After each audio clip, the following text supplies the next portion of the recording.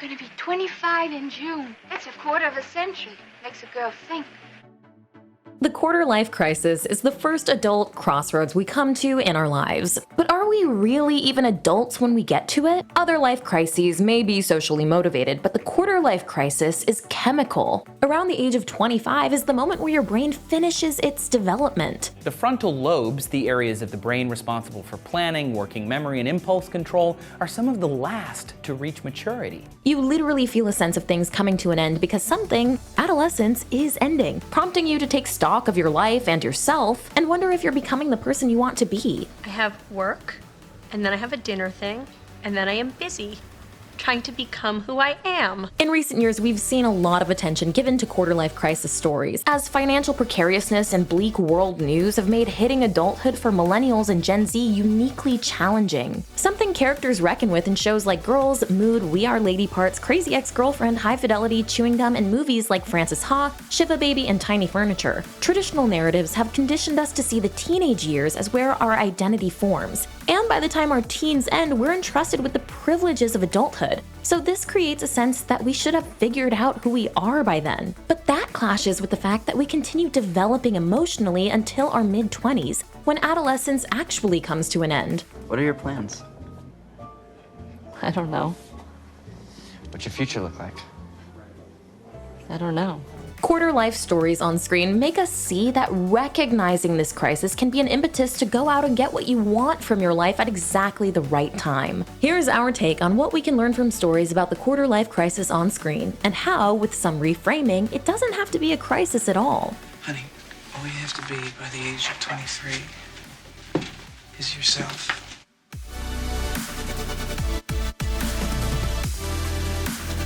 This is The Take on your favorite movie, shows, and pop culture. Before we go on, don't forget to subscribe. And let us know what you're watching. Your support means so much to us.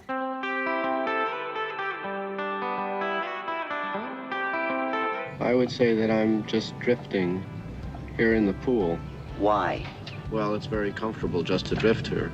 The quarter-life crisis is defined by a feeling of things coming to a halt. And there's a developmental reason for this. While we may be socially conditioned to believe that we've grown up by the time we're 18, the brain, and specifically the prefrontal cortex, which is responsible for decision-making, impulse control, and emotional regulation, doesn't finish developing until we hit 25. Despite this chemical fact, when we think of adolescence, we think of teenagers, not 20-somethings. So at the root of the quarter-life crisis is a social misunderstanding that expects people to be fully adulting before most are really ready for it. My goal is that, like a career or something. When society expects you to move forward before you're ready, you're likely to freeze. And this stasis is epitomized by perhaps the archetypal baby boomer quarter-life crisis film, Mike Nichols' The Graduate. In the 1967 film, recent college graduate Ben Braddock is gifted but directionless and depressed. My whole life is such a waste. It's just nothing. And this depression stems from the clash between where he is in his life and what is expected of him. After graduating from college, he's immediately thrust into a situation where it's clear that people expect him to have some kind of life plan and aren't willing to allow him time to figure out what that plan might be. What are you going to do now? I was going to go upstairs for a minute. Oh, I meant with your future, your life. Well, that's a little hard to say. The diametrically opposed relationships he becomes involved in with the older Mrs. Robinson, a family friend who he's known all of his life, and her young, inexperienced daughter Elaine, exemplify his fragmented mental state. With Mrs. Robinson, it's as if he gives himself license to remain in this more youthful state instead of growing up, allowing her to take control over their affair and acting in a very meek, submissive, infantilized way. I'll get undressed now, is that all right? Sure. Shall I? Shall I just stand here? I don't know what you want me to do. At the same time, the idea of the affair perhaps makes him feel more adult. Meanwhile, as he begins to bond with Elaine, he's able to be more open and honest about his frustrations with what people are expecting of him. And because they're from the same generation, he finds a more direct, unfiltered kinship and empathy with her. It's like I've been playing some kind of game, but the rules don't make any sense to me. They're being made up by all the wrong people. Through both affairs, he is trying to find some kind of meaning, and that's what he's chasing in the film's ending. His impulsive, rebellious sabotage of Elaine's wedding, followed by their uncertain, anticlimactic bus ride into the unknown. Hello, darkness, my old friend. While he and Elaine both expect this transcendent happy ending, running away together doesn't answer anything. Things are still completely unresolved, and this mirrored a question plaguing young Americans at the time. Namely, was the life that the previous generation fought hard for really one that they wanted? Jacob R. Brackman wrote at the time that Benjamin's adulthood looks bleak largely because his environment offers no decent ideal of adulthood, not even a clue to what that ideal might be. Another quarter-life crisis standby film, Reality Bites, directed by Ben Stiller in 1994, reckoned with this same disconnect and disillusionment for the Gen X generation. Why don't you get a job at Burgerama? They'll hire you. I was valedictorian of my university. Well, you don't have to put that down on your application. Winona Ryder's Lelena is torn between the savvy influence of Stiller's yuppie Michael and Ethan Hawke's real, often moody and existentially focused Troy. Hello, you've reached the winter of our discontent. The joys Lelena and her friends find at this age are simple, inexpensive, and pure. A couple of smokes, a cup of coffee, and a little bit of conversation. You and me and $5. And the way that Lelena searches to hold on to something authentic, even as the pressures of adult reality enter, remind us that this struggle has existed throughout the generations. It's really about people who are trying to find their own identity without having any real role models or heroes or anything. Lena Dunham's 2010 breakthrough feature Tiny Furniture brings the same quarter-life crisis to the millennial generation. It begins with a similar conceit to The Graduate, with college grad Aura being forced to move back home to her parents' loft after a breakup, to save money before she moved to the city to start her real life. I just got off a plane from Ohio. I'm in a postgraduate delirium. Like in The Graduate and Reality Bites, the parental home, rather than being a comforting space, is instead one marked by liminality and uncertainty. But while The Graduate is reckoning with middle-class comfort and boredom, Tiny Furniture was showing how precarious the millennial graduate experience specifically has been, especially for those graduating around the 2008 recession. Dunham said, "I think that's a really crazy reality that you face when you get out of college. Like, hey, I've been thinking professionally for 4 years and I'm perfectly up for any job, and then you quickly realize that it's not the case." The film was about the disappointments of life as you imagined it versus life as it actually is. I am asking to be heard. You don't hear anything I say. The stasis of the quarter-life crisis can manifest as a sense of always moving but never moving forwards. In Noah Baumbach's 2012 film Frances Ha, a lost job, breakup, and changing friendship coincide with a period of rootlessness as Frances tries to establish who she is now, without the things that used to define her. It's kind of hard to explain. Because what you do is complicated? Because I don't really do it. And there's the problem of comparison too. Sophie, Frances's best friend who she used to live with, seemingly is moving forward with her life. First by moving to a neighborhood Frances can't afford, then by moving to Japan with her boyfriend, who soon becomes her fiancé. Sophie models what's expected, which deepens Frances's own malaise. But it turns out Sophie also doesn't have it figured out, and is secretly in the same quarter-life crisis mode as Frances. Her move to Japan was born out of the same unsettled rootlessness. Your blog looks so happy. I don't think my mom would read it if it were about depression. There's a hopefulness in the film's climax, one that comes from accepting that it's okay not to have it all figured out in your 20s, and embracing the messiness and the awkwardness of what moving forward really feels like. I like things that look like mistakes.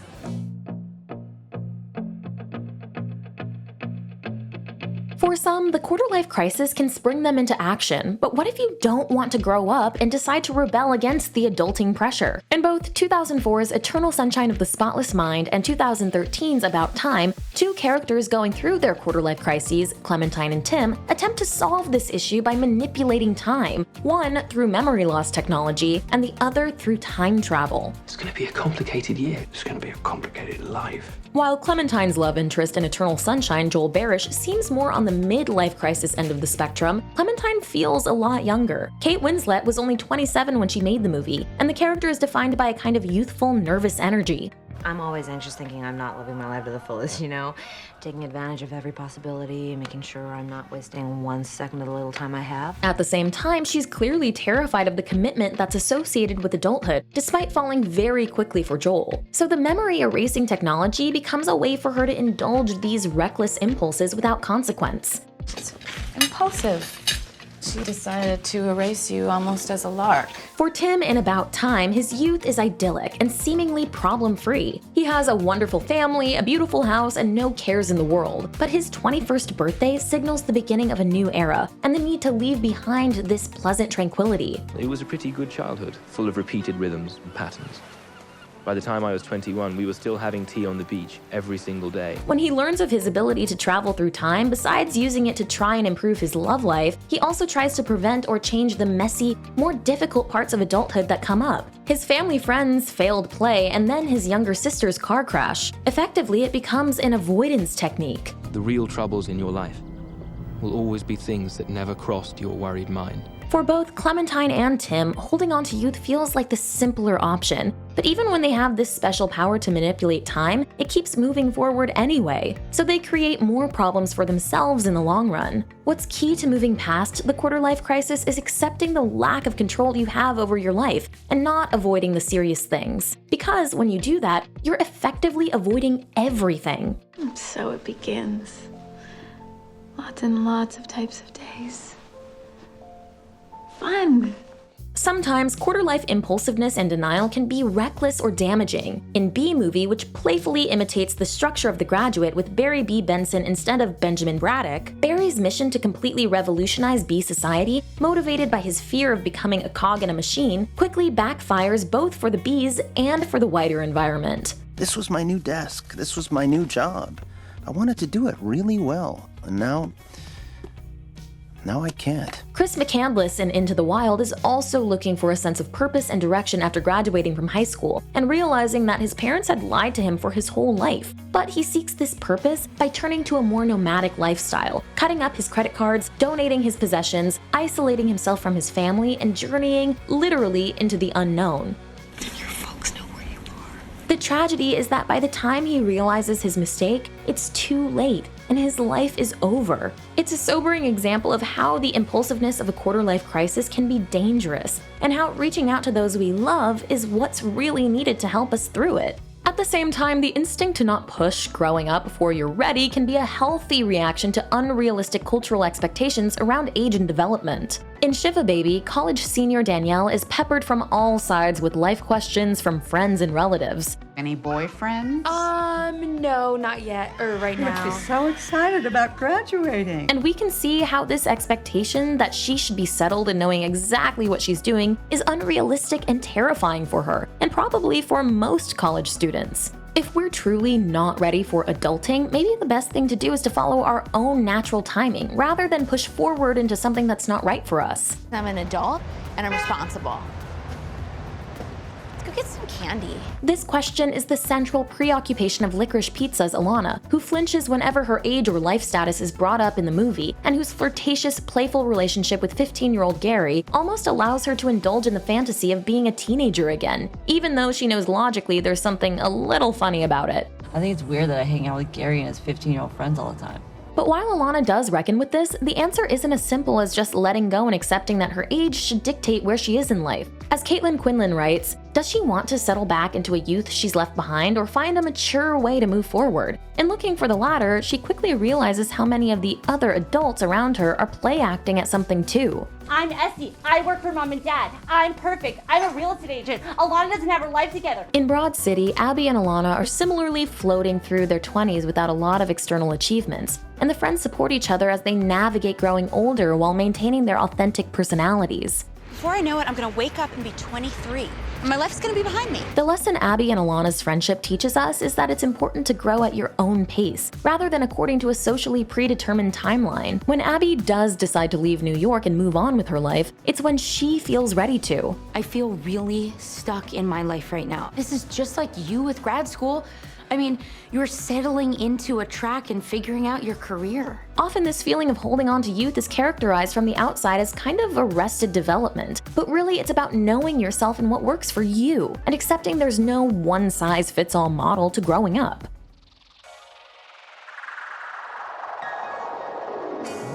one job forever? That's an insane choice to have to make. So when is taking a leap or making a big change a productive response to quarter-life anxiety? In Garden State, Zach Braff is at a similar crossroads. And again, the movie self-consciously references The Graduate, with both films beginning with our protagonist on an airplane. Though in Garden State, the scene is a dream sequence, before we cut to Andrew in a completely sterile, emotionless room, getting the news his mom has passed away. Your mother died last night, Andrew. Like McCandless, he has isolated himself from his family. There's also a sense that the medication he's on has isolated him internally from any connection to who he really is. It's similar to how Clementine from Eternal Sunshine looks to medical means to fix a problem that's not truly medical but spiritual or existential. I'm not gonna take those drugs anymore because they let me completely numb. I have felt so numb to everything I've experienced in my life. For Andrew, a new relationship does begin to pull him out of this stasis. Where he is flat and emotionless, manic pixie dream girl Sam offers the forward-thinking momentum and exciting energy that Andrew needs. You gotta hear this one song, it'll change your life, I swear. A relationship is also the step forward in reality bites, as Troy and Lelena move past their own stuckness to admit that they want to be together. They end the film in a new house surrounded by boxes with the promise of a future together. The gut punch of his father dying has made Troy see his love for Lelena as something worth going all in on, while Lelena, caught between the poles of artistic integrity and compromise for commercial success, opts for what's true to herself. In Shiva Baby, Danielle's reconnecting with her longtime friend and love interest Maya is also the key to feeling okay about where she is and isn't in her life. In Good Will Hunting too, Will Hunting's end progress is signified by him driving across the country to be vulnerable and give his relationship a chance. It's progress achieved by opening up to a mentor who challenges him and makes him think about the potential his life has, which enables him to move past his feelings of stuckness. I look at you, I don't see an intelligent, confident man. I see a cocky, scared, shitless kid. And while his ending probably isn't the ending his professors had in mind, he's not necessarily on the path to becoming a Nobel laureate or renowned astrophysicist as Professor Lambo predicted. It's a choice that he has made because he has realized what direction he needs to travel in. And you don't regret meeting your wife? Why? Because the pain I feel now? Oh, I got regrets, Will, but I don't regret a single day I spent with her. All these stories underline that dealing productively with the quarter-life crisis doesn't have to mean going out and instantly getting an amazing job. Rather, it's about realizing what needs changing in your mindset and focusing on what will build a solid foundation for an emotionally mature, authentic adult life. In that sense, Robin Williams' role in Good Will Hunting is similar to the one John Keating fulfills for high school students in Dead Poets Society. He sees the potential for stuckness in his students that comes from cleaving to a predetermined script and tries to shake them out of it before they get there. His mantra, "Seize the Day," is a tool for combating the stasis that will come with the quarter-life crisis by encouraging a life lived in the present, driven by what truly matters to you. Life exists and identity. That the powerful play goes on and you may contribute a verse. The key then to breaking out of the stuckness of the quarter-life crisis isn't movement, but finding direction. In Wild, based on Cheryl Strayed's memoir of embarking on a 1,100-mile solo hike with no prior hiking experience as a 26-year-old, Cheryl's journey too comes out of a moment of personal crisis. You're using heroin, and you're having sex with anyone who asks. I'm not sure that these things are making you happy. But the journey gives her a structure that she feels was taken away from her. It is an act of sense-making and reorientation, which often comes of the quarter-life crisis. Taking time to honestly process can lead to an informed decision about which new path you want to move toward. I wouldn't do a single thing differently. What if all those things I did were the things that got me here? The quarter-life crisis comes for us all, but it's up to us to decide whether it actually is a crisis or not. Sometimes it feels like life or imaginary timelines are making decisions for us, when we should settle down, change careers, or finish school. But quarter-life crisis stories remind us that actually we are the masters of our own destiny. Am I fired? No. I like you, and I want to talk to you about the future and make sure it's what you want. Our identity is never set in stone, but something that's always evolving and responding to the world around us. And even when it feels like you don't have the options in front of you, you always have choices to make, choices which define you. So the quarter-life moment is not a crisis we have to be afraid of, but an opportunity for self-definition to be curious about and eventually embrace. I got a whole lot of stuff I gotta work out, but I don't want to waste any more of my life without you in it, okay? If you're new here, be sure to subscribe and hit the bell to be notified about all of our new videos.